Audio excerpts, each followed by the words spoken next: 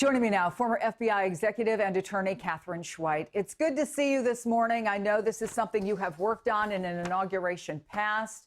We're now 3 days away from Biden swearing in. We saw that man getting arrested at a checkpoint with what officials say was a fake pass, firearms, ammunition in his possession. How concerning is this?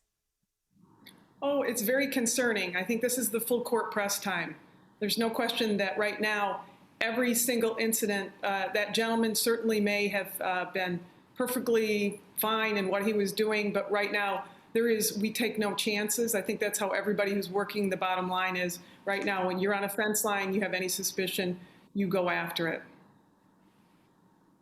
And even before this, the FBI had made more than 100 arrests around the country related to those Capitol Hill riots, including a far right-wing media personality known as Baked Alaska. A lot of people know him because he live streamed from the Capitol. We just learned about that overnight. In your experience, when there's this kind of major show of force, these roundups that are happening all across the country, literally state to state to state, could it have the effect of tamping down the protests for this weekend or the inauguration, or are they likely to fire up folks? No, I think it's a good thing to have the hard press on it in terms of arrests. This is typical of what we see when there is a national special security event at NSSC like this, and any other major event where we're concerned about the security and things that might add on to what we're concerned about, arrests and explosions and secondary devices and all the things that are going on right now in the intelligence world, in the minds of the FBI and Secret Service as they try to bring this particular inauguration and even today to a calm at the end of the day.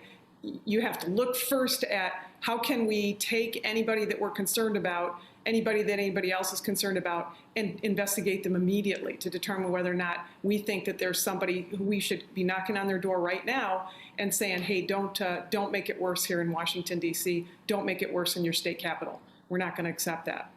And one of the things we've been seeing since the insurrection, The Hill is reporting this, court documents show that police seized an alarming number of weapons from rioters, including pipe bombs, various weapons, hundreds of rounds of ammunition. How confident are you that this time none of that is going to make its way into Washington, D.C.? Well, I guess it's easy to say you can conceal a gun and bring it in, that's for sure. There's going to be a huge number of lines, of checkpoint lines, as you can see in the planning that's coming together. And every time, every news report, every day dawns a new fence line, a new line of trucks, a new line of National Guard. But I will say this about some of the things that have to do with weapons. You know, the United States has 300 million plus people, and there's no question that it has more than 300 million weapons.